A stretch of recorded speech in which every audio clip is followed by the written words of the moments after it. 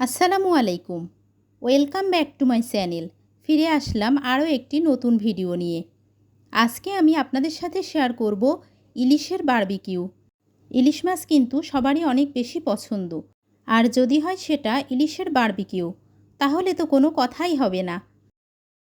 Barbecue করার জন্য আমি একটা মিডিয়াম সাইজের ইলিশ মাছ কেটে খুব ভালোভাবে পরিষ্কার করে ধুয়ে নিয়েছি।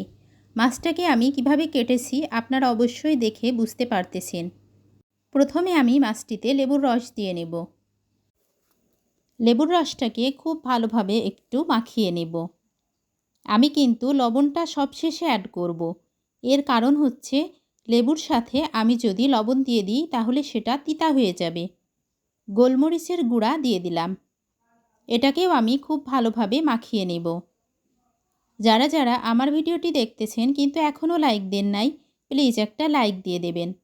অফ ক্যামেরাতে আমি হলুদ গুঁড়া এবং মরিচের গুঁড়া দিয়ে নিয়েছি।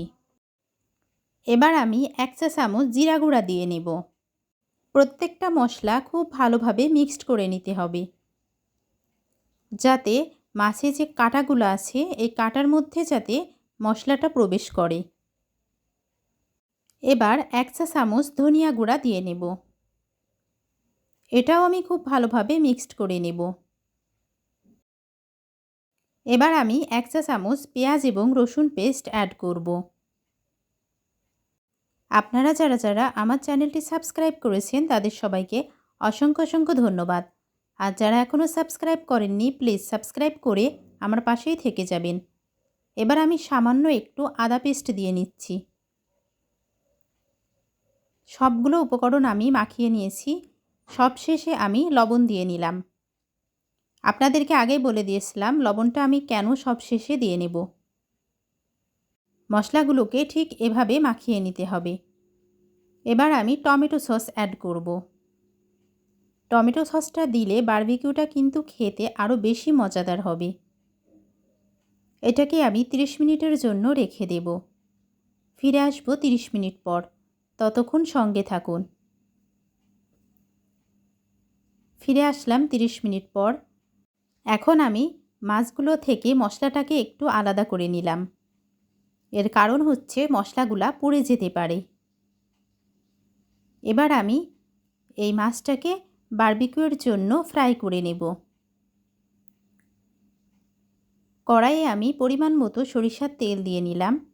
তেলটা আমি খুব বেশি দেইনি, খুবই সামান্য তেলে আমি এই মাছটাকে ফ্রাই করব। তেলটা গরম হয়ে এসেছে। এবার গরম তেলের মধ্যে মাছটাকে দিয়ে নেব।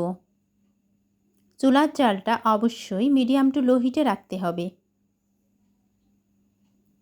মাছটাকে আমি ডিপ ব্রাউন কালার করে ভেজে নেব।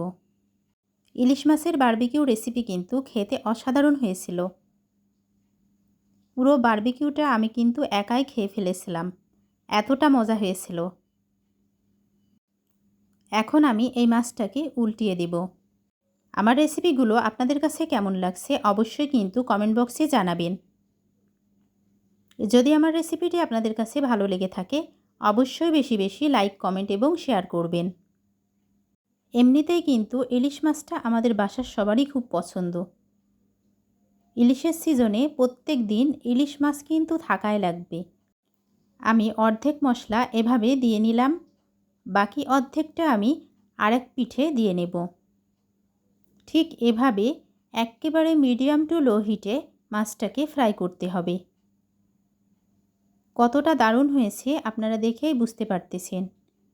বাকি মশলাটুকু আমি দিয়ে নেব। আমি সবসময় চেষ্টা করি আপনাদের সাথে নতুন নতুন ভিডিও শেয়ার করার জন্য। মাছটাকে আমি 1 মিনিটের মতো আরও ফ্রাই করে নেব। তারপর সার্ভিং ডিশে পরিবেশন করে নেব। দেখতে যতটা দারুণ হয়েছে খেতে কিন্তু আরও বেশি মজাদার ছিল ইলিশ মাছের এই বারবিকিউ রেসিপিটা। মাছটাকে আমি উঠিয়ে নিলাম। দেখেই বুঝতে পারছেন কতটা মজাদার হয়েছে আজকের এই বারবিকিউ রেসিপিটা। যারা যারা প্রথম থেকে শেষ পর্যন্ত আমার সঙ্গে ছিলেন তাদের সবাইকে অসংখ্য অসংখ্য ধন্যবাদ। ভালো থাকবেন সবাই। আসসালামু আলাইকুম। ফিরে আসবো আবারও নেক্সট ভিডিও নিয়ে। আল্লাহ হাফেজ।